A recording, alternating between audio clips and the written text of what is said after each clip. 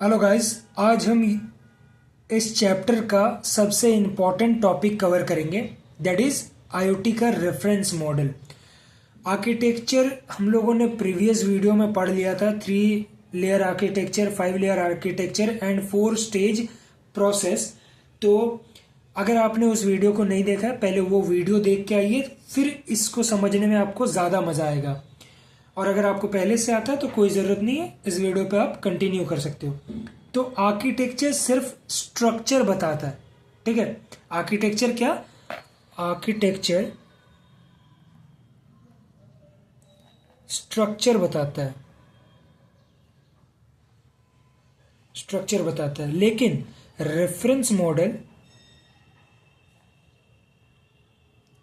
एक standard set करता है कि डिवाइसेस आपस में बात कैसे करेंगे। सेट्स स्टैंडर्ड, ठीक है। फिर से मैं बोल रहा हूं, आर्किटेक्चर आपका एक स्ट्रक्चर, ढांचा तैयार करके देता है। एंड आपका जो रेफरेंस मॉडल है, एक आपका रूल्स या स्टैंडर्ड सेट करके डिवाइस को देता है ताकि डिवाइस कैसे आपस में बात कर सके। आज हम 2 मॉडल्स के बारे में देखेंगे। तो पहला है IoT A domain model, which is theoretical, and next है अपना Cisco 7 layer reference model, that is industrial standard.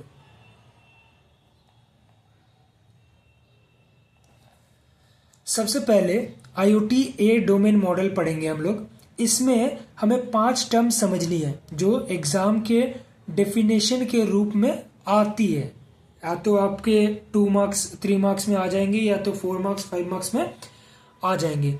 तो पहला मॉडल के बारे में पढ़ेंगे, आईओटी ए डोमेन मॉडल, ठीक है। फिजिकल एंटिटी, पहला है फिजिकल एंटिटी, रियल वर्ल्ड की चीजें।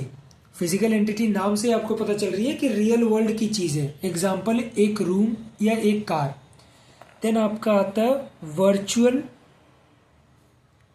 एंटिटी, उस फिजिकल चीज का डिजिटल रूप।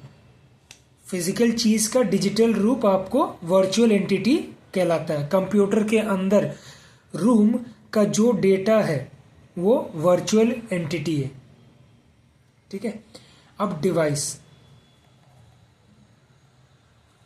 वो हार्डवेयर जो फिजिकल और वर्चुअल को जोड़ता है, ठीक है। लेयर वाइज पढ़ रहे हैं अपन कि फिजिकल एंटिटी जो आपको दिख रहा है, वर्चुअल एंटिटी जो फिजिकल एंटिटी का डिजिटल रूप है। और इन दोनों को जोड़ कौन रहा है? डिवाइस जोड़ रहा है। Example, temperature sensor. नेक्स्ट है आपका रिसोर्स, डिवाइस के अंदर का सॉफ्टवेयर कोड जो डेटा रीड करता है।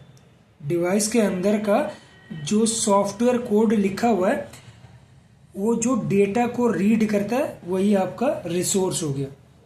नेक्स्ट आता है आपका सर्विस, वो इंटरफेस जिसके थ्रू हम रिसोर्सेस को एक्सेस करते हैं।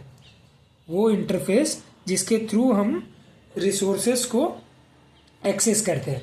रिलेशन समझो, डिवाइस फिजिकल एंटिटी से जुड़ा हुआ है, वो एक रिसोर्स होस्ट करता है जो सर्विस के थ्रू वर्चुअल एंटिटी को डेटा देता है। मैं फिर से बोल रहा हूँ, डिवाइस फिजिकल एंटिटी से जुड़ा हुआ है, वो एक रिसोर्स होस्ट करता है जो सर्विसेज के थ्रू वर्चुअल एंटिटी को डेटा देता है। सॉरी। अब आते हैं सबसे इंपॉर्टेंट पार्ट पर, जो कि इंडस्ट्री स्टैंडर्ड है अपना, सिस्को 7 लेयर रेफरेंस मॉडल, ठीक है। सिस्को 7 लेयर रेफरेंस मॉडल, याद रखिए ओएसआई मॉडल अलग है, ये सिस्को मॉडल है। ओएसआई मॉडल आपका अलग होता है एंड ये सिस्को मॉडल है। वो आपने कंप्यूटर नेटवर्क्स में पढ़ा था और ये आप पढ़ रहे हो इंटरनेट ऑफ थिंग्स में। इसमें डेटा नीचे से ऊपर दैट इज मॉनिटर, नीचे से ऊपर, मॉनिटर और ऊपर से नीचे कंट्रोल फ्लो होता है। ठीक है। लेवल 1, इसमें लेवल वाइज पढ़ेंगे। Level 1 physical devices and controllers, physical devices and controllers. ठीक है। यहां हमारे थिंग्स हैं। थिंग्स के बारे में आपको मैंने एकदम शुरुआती चैप्टर में बताया था, तो अगर आपको पता नहीं है तो आप जाके उसको देख सकते हो।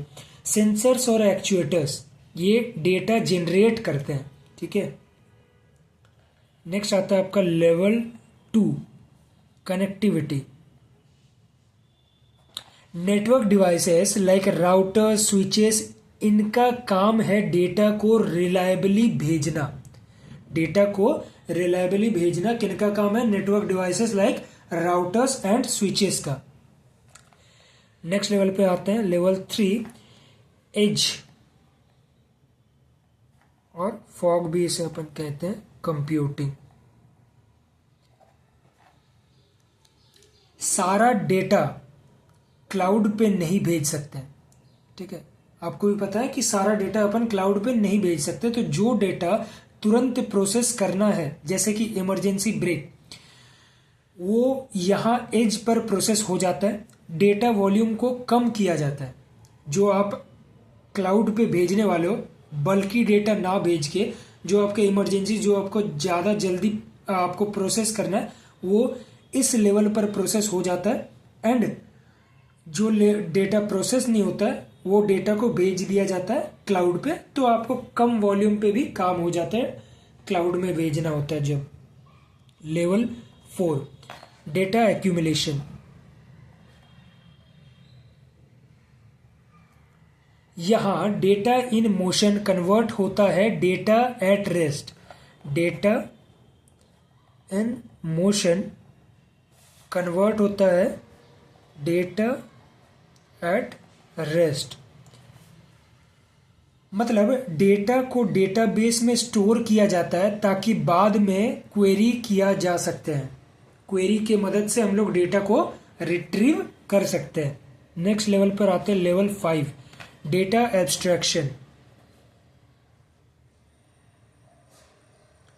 अलग अलग फॉर्मेट के डेटा को एक कॉमन फॉर्मेट में बदलता है, दैट इज नॉर्मलाइजेशन करता है, ताकि एप्स उसे पढ़ सके।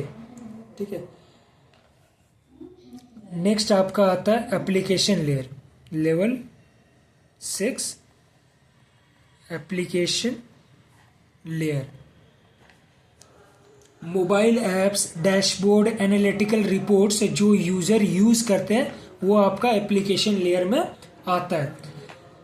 लास्ट आपका कोलैबोरेशन